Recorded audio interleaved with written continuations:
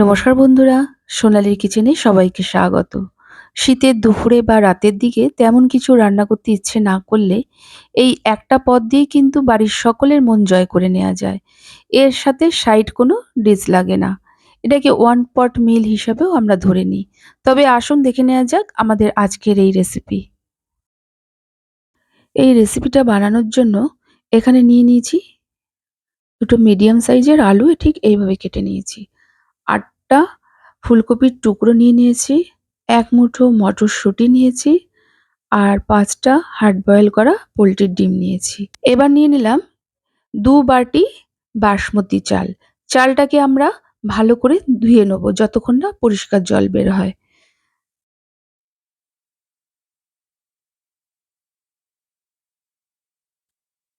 দেখুন চালটা ভালো করে ধুয়ে পরিষ্কার জল বেরিয়েছে, এবার জলটা ফেলে দিয়ে এটাকে আমরা এখন ঢেকে একটা সাইডে রেখে দেবো। এবার যে ডিমগুলো সেদ্ধ করে রেখেছি এগুলোর মধ্যে সামান্য করে একটু কাট দিয়ে নেব।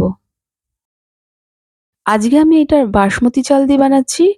আমরা যে রেগুলার সেদ্ধ চাল ব্যবহার করি সেই সেদ্ধ চাল দিয়ে খেতেও কিন্তু অসম্ভব ভালো লাগে। সেই ক্ষেত্রে চালটা ভালো করে ধুয়ে নেওয়ার পর অন্তত ১৫ মিনিটের মতো চালটা জলে ভিজিয়ে রাখতে হবে। তারপর রান্নাটা করতে হবে। এখন ডিমগুলোতে সামান্য লবণ আর হলুদ গুঁড়ো মাখিয়ে নিলাম। এবার চলে এলাম মূল রান্নায়। কড়াইয়ে দিয়ে দিলাম ৩ টেবিল চামচ সর্ষের তেল। তেলটা ভালো করে গরম হলে গ্যাসের ফ্লেমটিকে মিডিয়ামে রেখে আলু আর ফুলকপিগুলো আমরা একটু ভেজে নেব। এই আলু আর ফুলকপি ভাজার সময় সামান্য একটু লবণ আর হলুদ গুঁড়ো দিয়ে নেব।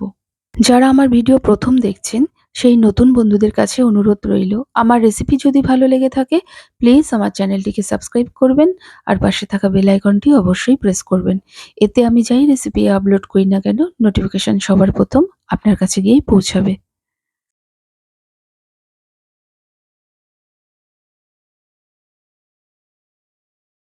ফুলকপি আর আলুর মধ্যে দেখুন হালকা, হালকা একটু রং ধরেছে।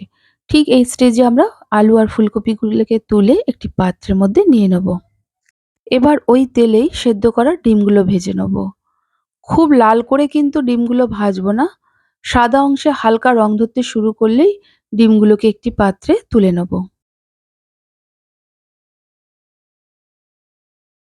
ওই তেলেই আরো ২ টেবিল চামচ সর্ষের তেল দিয়ে দিলাম। সাথে ১ চা চামচ ঘি দিলাম। এবার ফোড়নে দিলাম একটা দারচিনি, ৫টা এলাচ, ২টো লবঙ্গ, সামান্য একটু জয়িত্রীর পাপড়ি আর একটা তেজপাতা ছিঁড়ে দিয়ে দিলাম। ফোড়ন থেকে একটা সুন্দর গন্ধ বেরালে ২টো মিডিয়াম সাইজের পেঁয়াজ কুচিয়ে রেখেছিলাম সেটা দিয়ে কিছুক্ষণ একটু রান্না করে নেব। পেঁয়াজের গায়ে যখন হালকা রং ধরতে শুরু করবে সেই সময় দিয়ে দিলাম ১ চা চামচ গ্রেট করা রসুন, ১ চা চামচ গ্রেট করা আদা। এবার আদা রসুনটাকে পেঁয়াজের সাথে কিছুক্ষণ রান্না করে নেব। কাঁচা গন্ধটা চলে গেলে দিয়ে দিলাম ১ চা চামচ হলুদ গুঁড়ো, ১/২ চা চামচ লাল লঙ্কার গুঁড়ো। সামান্য একটু জল দিয়ে মশলাটাকে আমরা কিছুক্ষণ কষিয়ে নেব।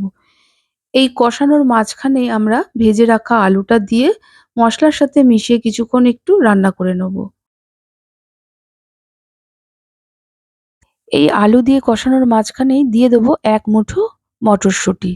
এবার মটরশুঁটি আলুটাকে আমরা কিছুক্ষণ রান্না করে নেব। তারপর যে ভেজে রাখা ফুলকপিগুলো আছে সেগুলো দিয়ে ভালো করে মিশিয়ে আলুর সাথে কিছুক্ষণ রান্না করে নেব।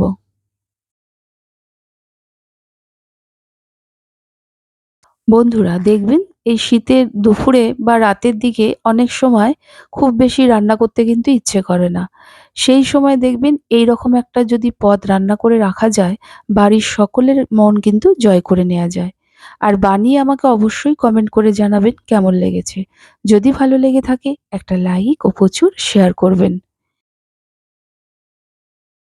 মশলাটা ভালো করে কষিয়ে নেওয়ার পর এবার আমরা চালটা দিয়ে দিলাম। চালটা দিয়ে সমস্ত উপকরণের সাথে ভালো করে মিশিয়ে নেব। তারপর যে বাটি মেপে আমি ২ বাটি চাল নিয়েছিলাম, সেই বাটি মেপে এখানে ৪ বাটি জল দিয়ে দেবো। ২ বাটি চাল নিলে ৪ বাটি জল দিতে হবে। এবার জলটা ভালো করে মিশিয়ে নেয়ার পর এতে আমরা স্বাদ অনুযায়ী লবণ দিয়ে দেবো। লবণটা দিয়ে ভালো করে মিশিয়ে নেব। তারপর এখানে ১ চা চামচ চিনি দিয়ে দেবো।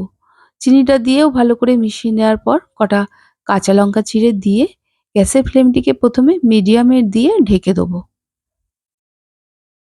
এখানে আমি পাউডার চিনিটা ব্যবহার করলাম। আপনারা ইচ্ছা করলে দানা চিনিটাও ব্যবহার করতে পারেন।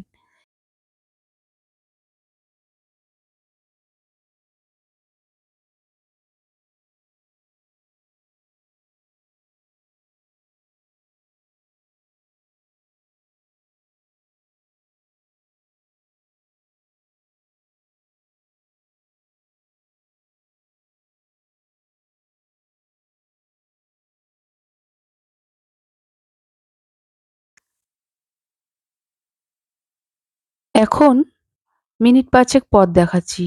দেখুন, জলটা কিন্তু অনেকটাই শুকিয়ে গেছে। এখন একটু জল আছে। এই স্টেজে আমরা সেদ্ধ করা ডিমগুলো দিয়ে দেবো। এবার গ্যাসের ফ্লেমটিকে লোতে রেখে আরো কিছুক্ষণ রান্না হতে দেবো।